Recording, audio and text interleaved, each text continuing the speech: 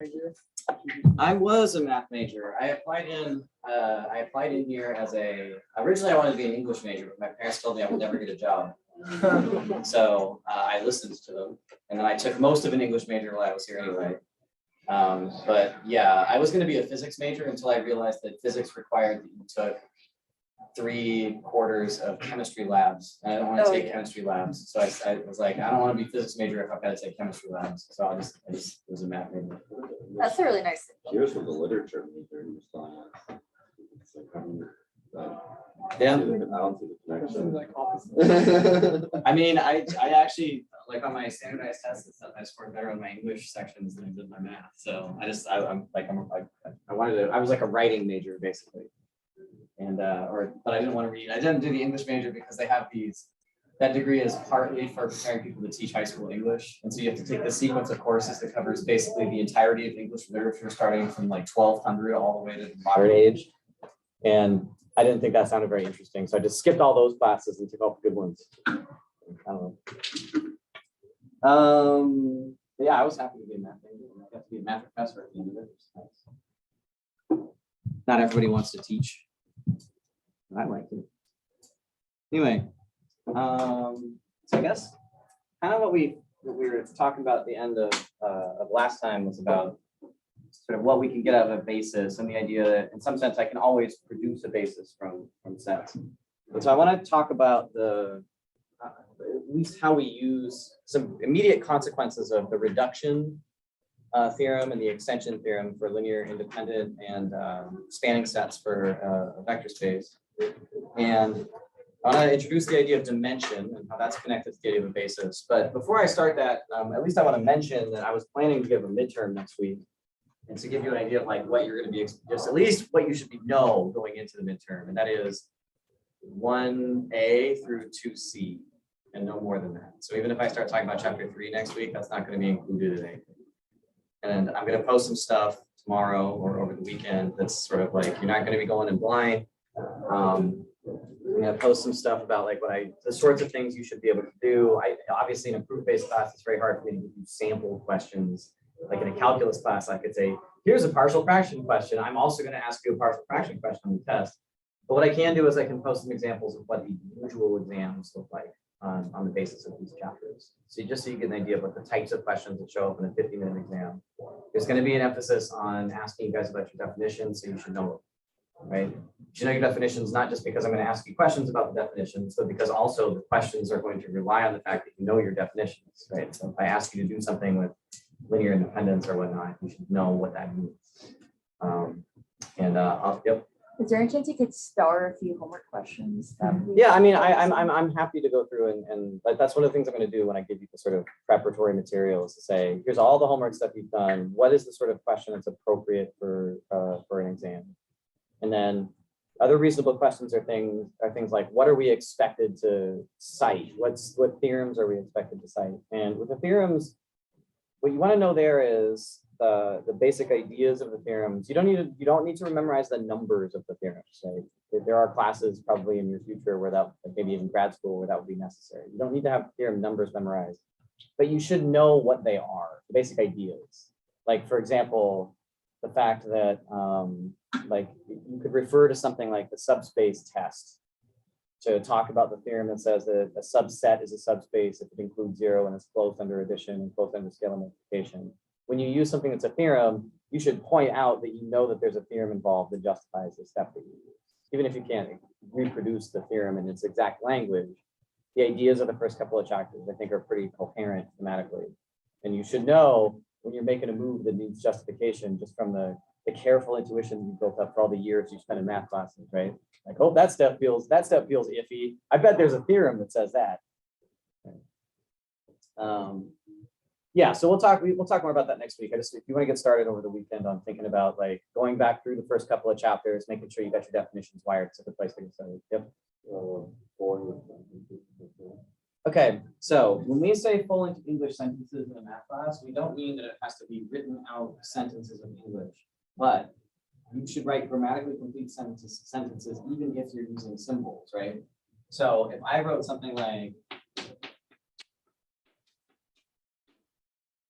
for all x and b, there exists V1 to Vn and C1 V in V and Cn to Cn in a field such that C1 V1 plus C2. That's a grammatically complete sentence. You read it like an English sentence. It has all the parts of an English sentence. So this is a full sentence in English. If you have disconnected pieces, like if I see something like this, holding around all by itself, well, you've written half a sentence if you wrote that, right? That's not grammatically complete chunk of mathematics. So yes, but no, you don't have to write actual paragraphs of words if you can use symbols instead. But what you write should read like a sentence, a grammatical sentence. Okay. Yeah, I know that people said that like they've had professors in these classes, earlier classes, that are really particular about your use of quantifiers. You're welcome to use quantifiers. Just use them correctly. It's a chance to flex your wings a little bit if you've never actually used quantifiers before, to see if you can actually apply them without making mistakes in the order that you write them down. Any other questions before we can go on with the material today? Okay. Remember that the idea of a midterm is twofold. The first is to show me what you've learned about what's going on in the class so far. And the second is to give feedback on what you've done and how you're doing, so that as we go forward in the class, that if you're doing well, you can continue. And if you're missing things, that you've got information that you can use to correct the course. And for me, the way I do these classes is I always forgive the lowest midterm score. Okay, so try not to freak out too much about having a midterm coming up in here if you've never taken like this intense proof-based type exam before. Right? Two midterms and a final. Yeah. And the final the score in the final can replace the midterm score in the final calculation if the final score is higher. Which means if you don't learn it the first time, you can learn it the second time and your score will go up. So if we, But midterms cannot replace the final. That's the wrong direction. okay, but if we failed both midterms, and we could drop one and the final replace the other one. I mean, it's unlikely. So what will happen? Basically, the way I've got we can get into the details, like the particulars of this later, but the basic idea is that if you do well enough in this class to pass the final exam with a passing score, it's going to be very difficult not to pass the class. Right? Even if you bomb both midterms now I'll tell you, statistically, if you bomb both midterms, your statistical likelihood of doing well on the final is pretty low, right? Like there's a correlation there. But if you got crushed on a midterm or had a bad day or something happened and you come in and do well on the midterm, the course is set up so that you're going to pass the class if you do well in the final. Because that's an exhibition of your knowledge of everything that happened in the course. And you should think about all the rest of it as feedback to help you prepare for showing me what you know how to do. And there's no set numbers of people who pass and people who fail in here, right? Everyone does well in here, everyone can pass. On the flip side, I suppose historical standards in this class say that if everyone just decided they were going to do nothing for the rest of the quarter, I guess I'd have to fail everybody, but I don't really see that happening. So, although who knows, right? People could just like go on student strike and do no homework for 8 weeks. Okay, I don't recommend that. It's a choice, it's available to you, but it's not a recommended one. Okay, so yeah, so just get started on refreshing yourself on the definitions of chapter 1 and chapter 2, and you don't necessarily have to use flashcards, but you absolutely want those wired enough that you could reproduce the definitions in their entirety. Okay, so we were at the end of 2B, and we're going to finish up 2B, and I'm going to remind you that in 2B, sort of the beginning of chapter 2, we developed this set of tools that are still going to be a live set of tools with the notion of a basis. And so the three ideas are that and this idea will continue to be useful, that the length of a linearly independent list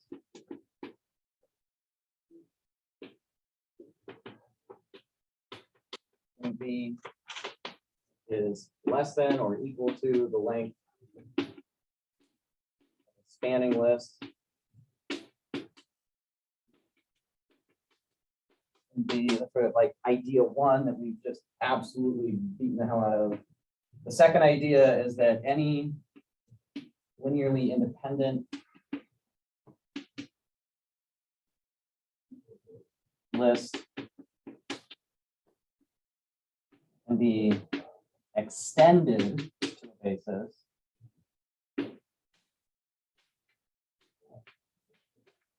if it was already a basis, then we extend by doing nothing to it. So if you have a linearly independent list inside in a vector space, you can always add enough vectors to it so it's a basis for the vector space. So it's the extension theorem. And then there's the reduction theorem that says that any spanning list can be reduced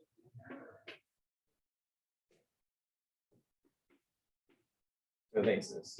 If we have too many vectors, say this is the reduction theorem. If we have too many vectors in the spanning list, we can cut them out until we end up with a basis by using the linear dependence lemma, right? Not enough vectors, I can add enough. Too many vectors, I can cut them away. And whichever direction we go, we're going to end up with a basis when we're finished.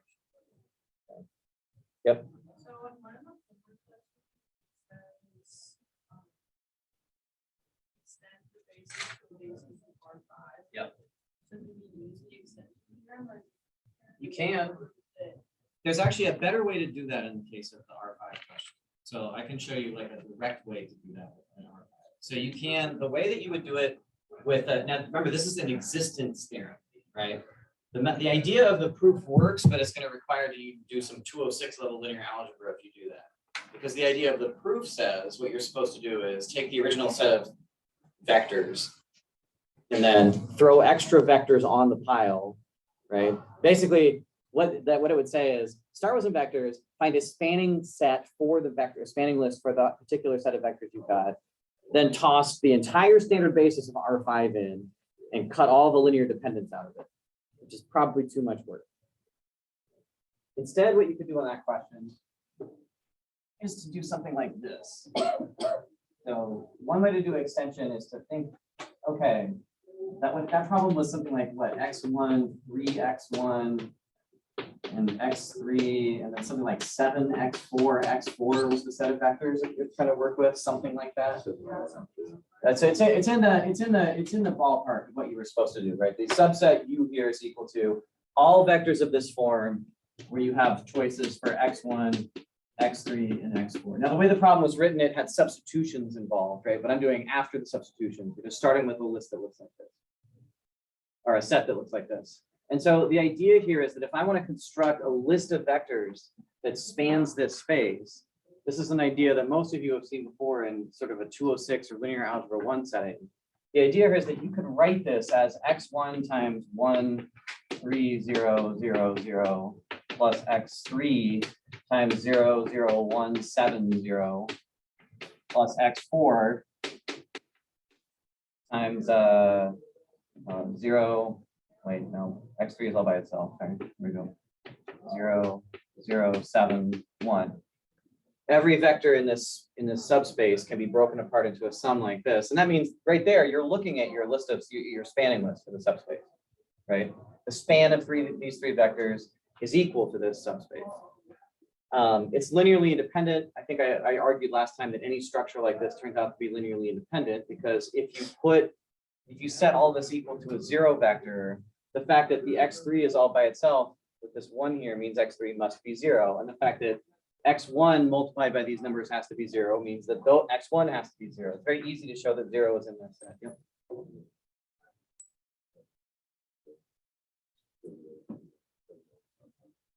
Be careful with what, I mean, you might think trivial. And I mean, I think it's, yeah, you're right. I look at that and I say trivially linearly independent. But you might want to at least indicate 2 words. Maybe you can reach into the supply of all words that have ever existed and grab at least 2 of them and say why it's trivial. Remember, you're trying to convince me that you know enough to know that it's trivial, right?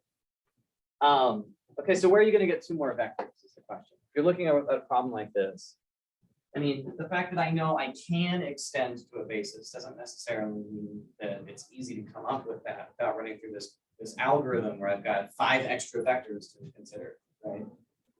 So one way to do that would be to say, if you wrote down some arbitrary vector that what in all of R5, what would you need to adjust to create that vector? Like if you started with vectors that look like this, what would you need to adjust to create an arbitrary one? And that's going to tell you which pieces you're missing. So what do I mean by that? I mean, what's the closest you can get using vectors in this form? What's the closest you can get to this?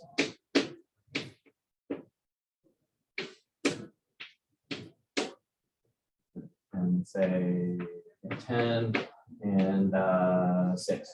What's the best you can do with a vector of that form? Like find something in this form, this family of vectors that looks kind of like this one. What's the best you can do? Well, you could choose x1 is equal to 1, right? Because if you chose x is 1 equal to 1, at least this would match this one. So if you set x1 is equal to 1, then your vector would look like this. You'd have a 1 in the first slot and a 3 in the second slot. x3 is easy. You can get the 6 that's in the middle by choosing x3 is equal to 6. But then this 10 and the 6 here, well, you could set x4 is equal to 6, but then 7 times 6 is 42. And that's about the best you can do with the vector in this set to create an arbitrary vector. This was an arbitrary vector in R5. This is the best I could do in some sense from a vector that looks like that. It matches in 3 places, but not all 5. So what would I need to add to this? What would I have to do to adjust this vector so that it looks like this one? And I just think turn by turn. Well, this has a 5 here, but I can only get 3 times the first entry here. So if I want this vector to something to add to this vector to get that one, I could throw in 2 times the vector 0, 1, 0, 0, 0. That would fix this coordinate. Does that make sense? And if I want to fix this coordinate, oh my God, I'm going to have to subtract 32, I guess. Minus 32 times 0, 0, 0, 1, 0. That is the set of vectors that you were missing from your span to get the basis for the whole space, right? So these adjustments that we had to make to go from the vector that was in our subspace U to get an arbitrary vector in R5, what did I have to adjust or add to U to get from vectors in U to arbitrary vectors in R5? I had to add a linear combination that included the vector 0, 1, 0, 0, 0 and the vector 0, 0, 0, 1, 0. So I'm going to say that my additional space here should be the span of 0, 1, 0, 0, 0 and 0, 0, 0, 1, 0. This is a fast way of producing these vectors, right?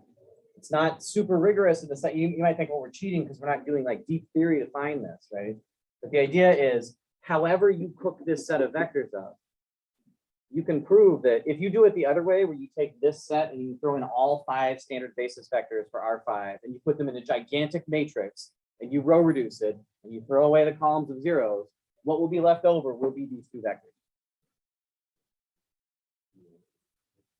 What's that? You could make it, yeah, it's also possible you could get E1 and E5. It doesn't matter as long as you get the extra pieces of information. And we haven't talked about dimension yet, but dimension is operating in the background. I know that there must be 2 vectors I'm missing because this space, even though I'm not allowed to think of it, R5 is 5-dimensional, right? There's 5 choices I can make to define a vector in R5. This space only has 3 choices we can make. So this is going to turn out to be a 3-dimensional space. So there must be 2 vectors I was missing. That's kind of the intuition I have about what I need to close the gap. And notice, I can use that intuition without having to use it in a proof. Even if we don't know what dimension is, we can still be guided by our intuition about this idea of information. 3 possible choices means, in some sense, a 3-dimensional space. So I need 2 extra pieces of information to finish up R5. Yeah. So in this set, you add the x1, x2, x4, and What do you mean? like do a little. Well, x1, x3, and x4, these are scalars, right? This is what I should have said. These are real scalars, right? These are just the multipliers for these vectors. These are the, I mean, these are what basically when you get a set up like this, it's always giving you sort of a combined presentation of a span. Everything that looks like this is really secretly a span of some vectors, and you can always factor out to figure out what vectors were in the original span.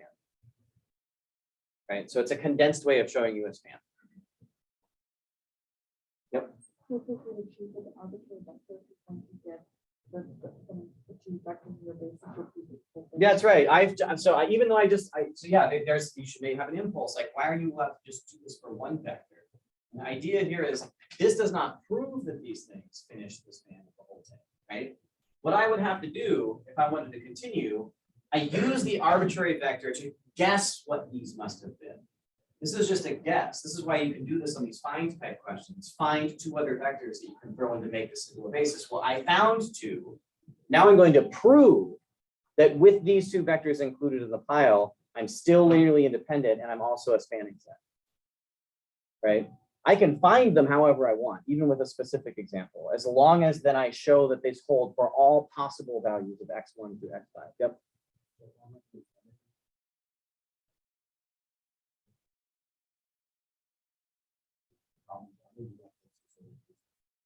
I mean, if you could eyeball what the missing vectors is, you can eyeball them. I mean, this is basically kind of what I did here, right? I mean, this sort of reasoning is the kind of reasoning you would use to discover this. I mean, the reason why this is so kludgy at the moment is because we haven't got to the idea of what a dimension of a space is yet. Because basically at this point right now, if we knew what dimension was, we could say, hey, there's three linearly independent vectors right here. And here's two more linearly independent vectors. And the only vector that's in both of these sets is the 0 vector.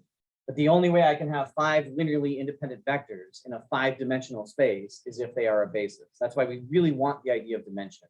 There's no more work to do if I need dimension.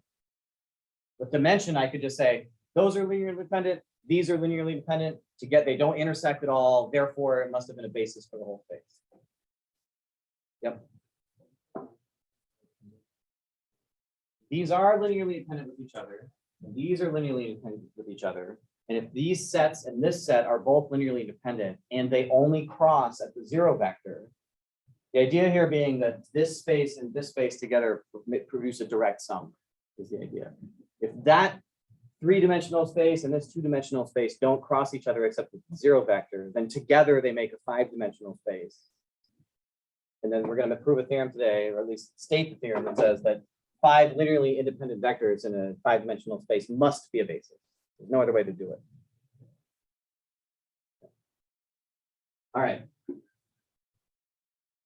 So the first thing we should prove, or at least I'm going to give you the idea of how this proof works, is we're going to state the theorem that says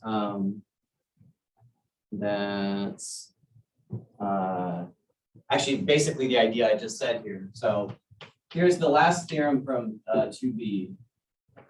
And it says that we let V finite dimensional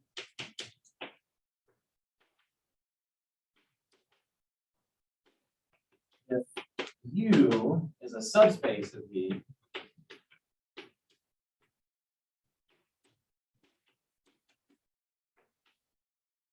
then there exists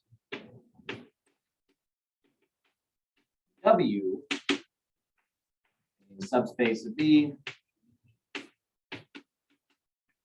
so that V is equal to U direct sum W. It's directly related to the ideas we're just talking about here. If you give me a subspace, I can find some other subspace that basically, if we brick them together, we get the whole space back again. I'm just going to give you the idea of how this proof runs. The central idea is pretty easy, right? So this is the idea of the proof. Because V is finite dimensional and U is a subspace, then U must also be finite dimensional. Sort of the theorems, right? Finite dimensional subspace, a subspace of a finite dimensional space is itself finite dimensional. So U must be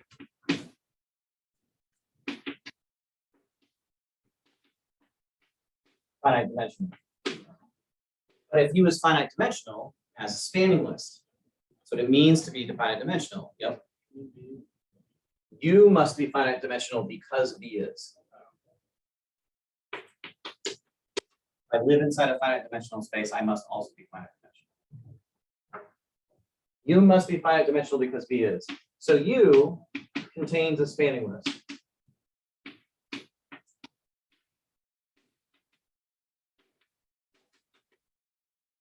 The reduction theorem says that spanning list can be reduced to a basis. This list can be reduced to basis. So say V1 to Vn. I don't know why I'm letting V be the vectors that are the basis for U. Let's say U1, UN. U's are the basis for U, right? The idea here is I knew it must have a spanning list. The reduction theorem says throw away the linearly dependent vectors, and what I'm left with is an actual basis. Okay? Well, what does that mean? Well, I mean, I shouldn't say actual, it's a basis. I have a spanning list and I throw away all the linearly dependent vectors. What's left is a basis. I didn't mean actual basis. I mean, I'm trying to emphasize here, like it originally spanned you, but now it's actually linearly independent and spans you. So if it's a basis, this set of vectors is linearly independent. Now you're going to make the absurd move of applying the extension theorem. So we reduced this spanning list for U to a linearly independent set in V. So I can extend this set to a basis for V by the extension lemma. U1 through UM is linearly independent.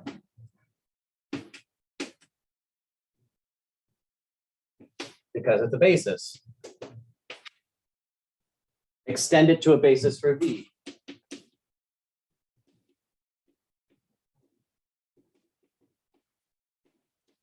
The extension theorem says I'm allowed to do that.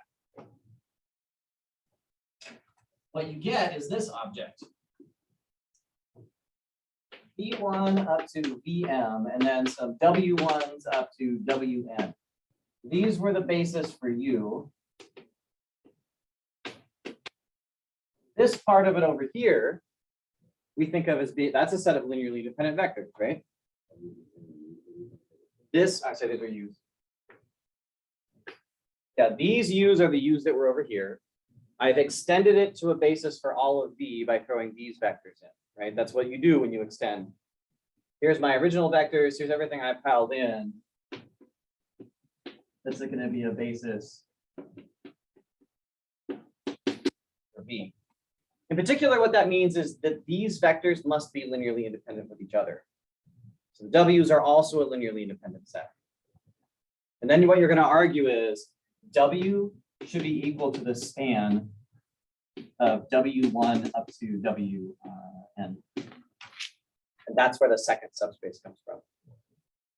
You start with the basis for the set U, you extend to a basis for the whole space, and everything you stuck on the end of the list, because they must be linearly independent, their span is going to give you that second subspace that you want.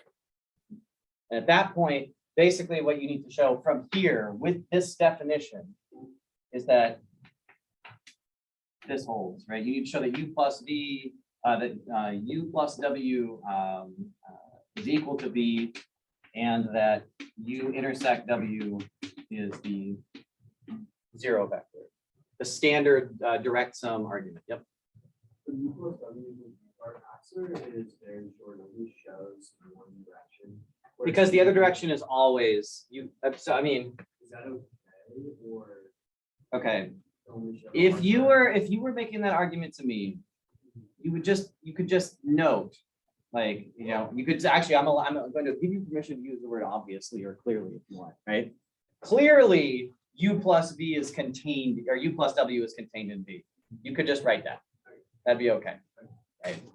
Like, it's a good idea for you to note that just in case, but you know, I mean, you're math students. You want to be given permission to say that, like, you know, trivial or clear or obvious or something like that. This is a place where you're actually allowed to do it. Yes, since every vector here and every vector here is in V, then the sum of these two things stays in V. This is odd. That direction is clear. The hard direction is always V is contained in U plus W. This is really what you're trying to show here. Okay.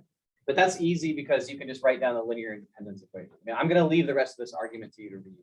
The idea, the hard part of this argument is coming up with this collection of vectors. But once you're here, you just have a standard 2 subspace argument that you grind through the details through, and what falls out in the end is that the direct sum conditions hold. Yep. How do you say that this with the Because I had invoked, I started with a linearly independent set in V, right? These vectors are all inside V because U is in V, right? So these vectors are linearly independent because they're a basis for U. They're not going to suddenly be not linearly independent if I think of them in V instead, right? They're still linearly independent. So the extension theorem says every time I start with a linearly independent set, I just get this for free. By the extension theorem,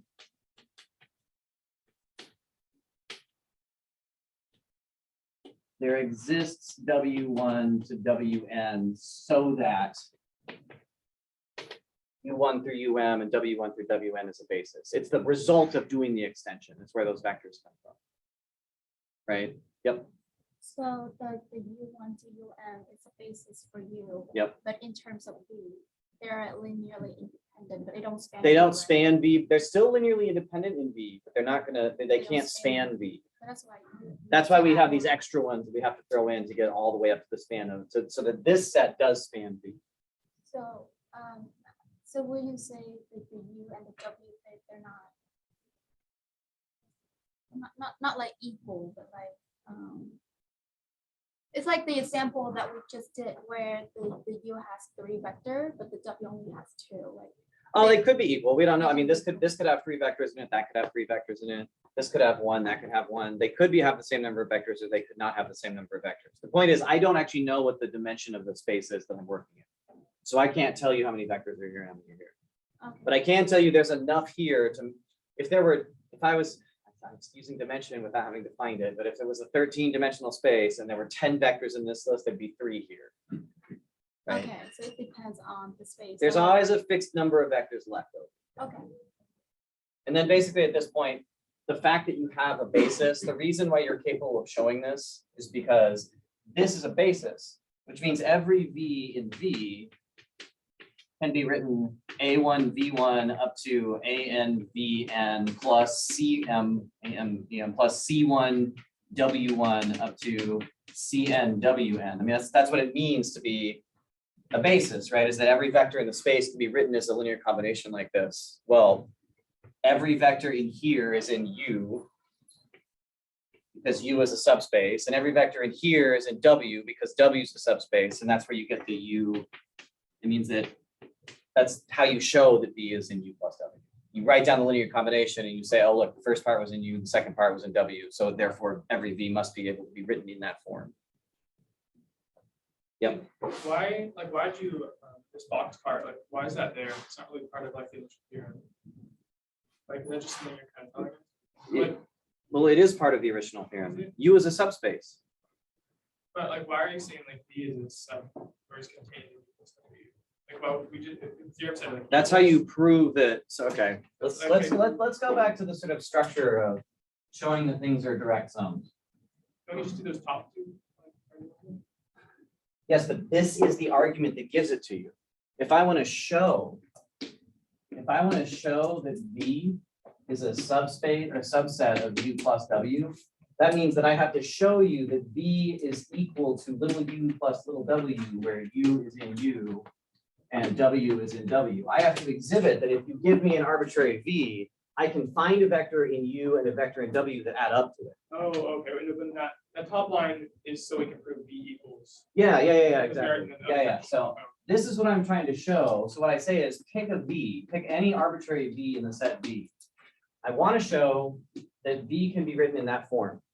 So what I do is I say, well, V is certainly equal to A1 U1 up to AM UM plus C1 W1 plus CN WN, because this is a basis for V, right? So every vector in V can be written as a linear combination of those vectors.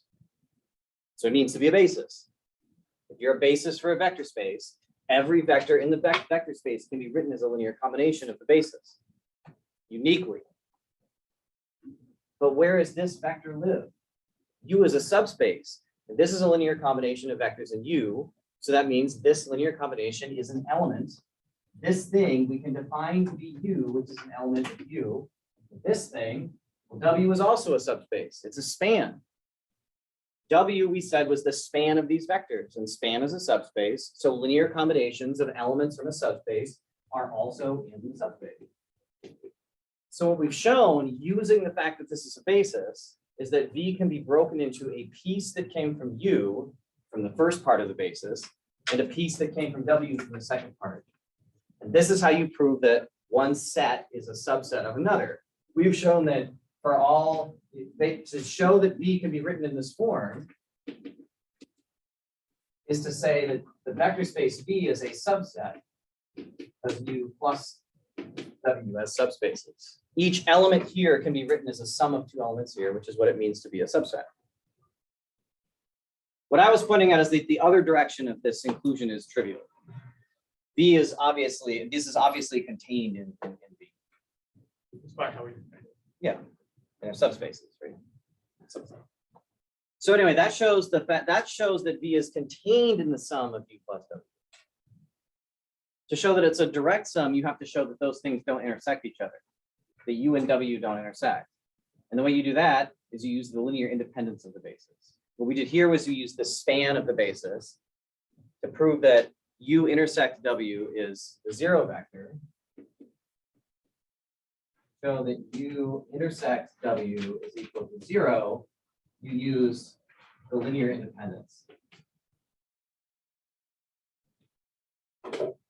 If something was in U and also W, then it could be written as a linear combination of these, and also it could be written as a linear combination of these, right? And they're both equal to V, and that would give you a way of writing down the zero vector. But what's the only way of writing down the zero vector for a linearly independent set? Zeros in the coefficients, right? So the rest of the argument here basically use linear dependence to show that 0 is the only vector. I'm not trying to avoid doing this argument for you guys. But I want you to read this one. This is a good argument. It's not one of the crazy ones with the algorithms going on in the background. This is a good argument. Yep. Does the closure of addition of subsets apply or extend to the subsets themselves? What do you mean? If there's multiple subsets that are or subspaces that are subspaces of the same vector space, are those like U and not W? Those are subspaces, not elements. Such as These are subspaces, but U is, so like if you're in U plus W, we showed that U plus W is a subspace. We did show that. And so this object, this is closed under addition, and this is closed under addition, but U plus W is also a vector space, and so it also is closed under addition, right? I mean, basically the only way for this to be smaller than U all by itself and W all by itself is if they intersect each other in some non-trivial way. You can imagine a picture of what that might look like. How can two subspaces overlap each other in a non-trivial way? The easiest example I can draw there looks like this. Think of two planes. Both of these planes are subspaces. Planes are subspaces in R3, right? These are two different subspaces in R3, but they don't intersect non-trivially. They intersect non-trivially. They have a line that they intersect at. So here's a case where U plus W, like U and W don't intersect non-trivial. I would say this. U intersect W is not equal to the zero vector. The sum here makes sense. It's still equal to R3. And if you take all the vectors here and all the vectors here and you add them together, you can recover everything in R3. But because that doesn't intersect at just the zero vector, it can't possibly be the case that we're talking about a direct sum. If you want a dimensionality argument, it's because this is a 2D space and this is a 2D space, and 2D and a 2D together is too many directions to direct sum up to a three-dimensional space. It's okay? Can I ask another question? Sure. So the way that we write V as a linear combinations Of these vectors, the of those spaces. vector, because those vector live in V and V is a vector space, right? So it's closed. It's not that it's closed, it's that this set of vectors is the basis for V. To have a basis for V means you can express any vector in V in terms of the basis. That's what a basis is. If I say, I mean, if you're gonna glue anything in your heads, like if I say, there's this sort of abstract way of talking about what it means to say, if I say V1 to Vn is a basis, the sort of abstract way of thinking about what that means is V1 to Vn is linearly independent, and V1 to Vn is a spanning set, that's sort of an abstract way of thinking about what a basis means. The concrete way of thinking about what a basis does is this. Every V in V can be written, or has this form. For unique A1 through AN. Every vector in the vector space can be written as a linear combination of the basis, but with unique coefficients. This is the functional version of what a basis is, right? In a lot of concrete ways, this is what we want a basis to do. You tell me I've got a basis, I have a specific linear combination for each vector. So the reason I'm allowed to write this is not because V is a vector space. It's because this set of vectors, U1, U2 up to UM plus W1 up to WN is a basis for V. And since it's a basis, I can express any vector as a linear combination. Okay, then you need to have both versions of this in your head, for sure. This comes from the spanningness. The fact that it's unique comes from the linear independence. Right? That's the relationship between these two ideas, these two different ways of thinking about it. All right.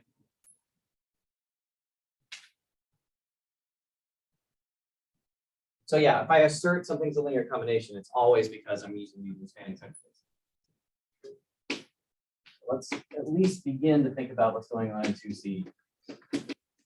In fact, the first thing I'm going to make is, before I define what it means to have dimension, I'm going to make an observation with a really funny proof. Here's a theorem. If B is finite dimensional,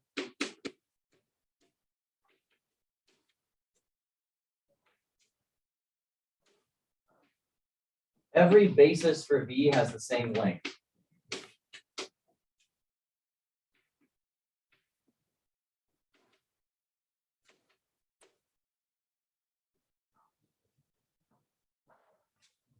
Part of the point of writing this proof down is to show you how funny this argument is, right? Remember, a basis is linearly independent and a spanning set, right? So pick two different bases for this vector space V. Let B1 and B2 be bases for V. Now, B1 is a linearly independent set, right? B2 is a spanning set, which means the length of B1 must be less than or equal to the length of B2 because B1 is linearly independent because it's a basis. B2 is a spanning set, spanning list, because B2 is a basis. And so that means that the length of B1 is less than or equal to the length of B2. But you could flip these around and do this inequality the other direction by saying, well, on the other hand, B1 is a spanning list and B2 is linearly independent. But B1 is a spanning list and B2 is linearly independent. Also by the fact that B1 and B2 are bases. But that means that the length of B2 is less than or equal to the length of B1. And the only way numbers can be mutually less than or equal to each other is if they're equal. The conclusion is the length of B2, length of B1 is equal to the length of B2. So every two bases have the same dimension. Or every two bases have the same length. And that means I can use that as my definition for what it means to have a dimension, right? If every basis for a finite dimensional vector space always has the same length, then we're just going to define the dimension of B to be equal to the length of a basis.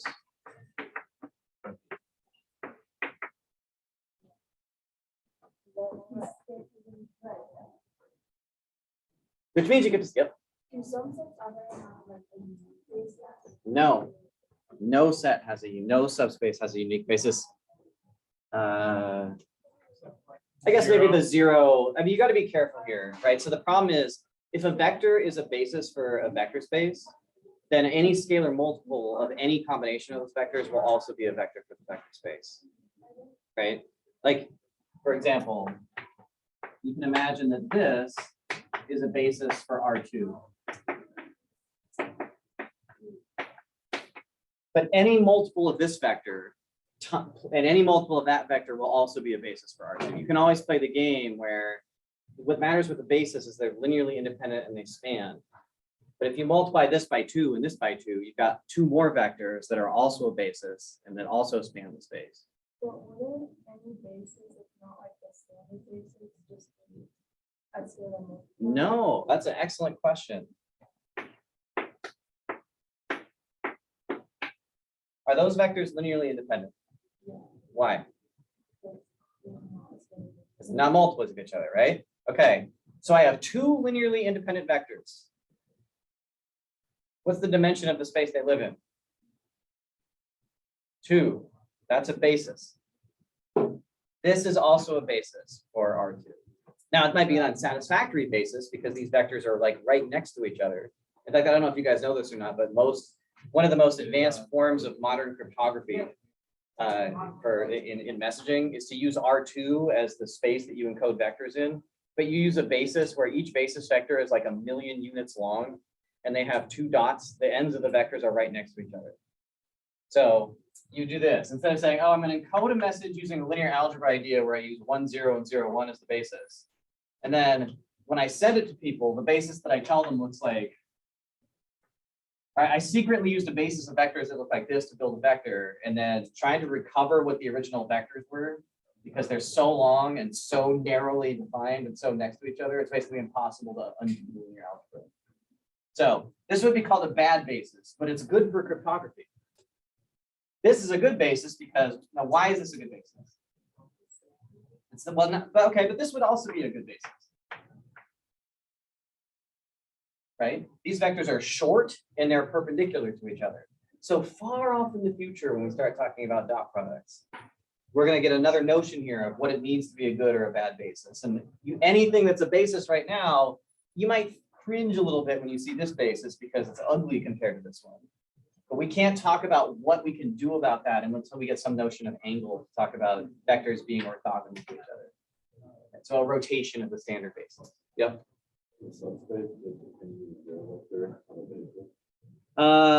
That's a good question. So it's guess its basis is the 0 vector. 0 is kind of a special case, man. So yeah, I mean, if you actually go back and look at the setups for the definitions, he specifically will include special exceptions for when something is the subspace just consisting of the 0 vector. Like he calls that a vector of dimension minus infinity, a space of dimension minus infinity. All right, so what we're going to do with dimension is we're going to pick up a whole bunch of techniques that are going to make all the arguments that we've already done much easier to perform. Okay, so I really want you to go and read that proof of the direct sum argument at the end of 2b. I think it's a nice argument that, unlike the algorithmic arguments, I think it really specifies what this kind of linear algebra really looks like. It's harder than anything you see on an exam, but the ideas are good. And then start reading the dimension chapter, and we'll finish that one up on Monday. All right. And keep asking me questions. It makes this class much better, I think, to have people asking me questions all the time.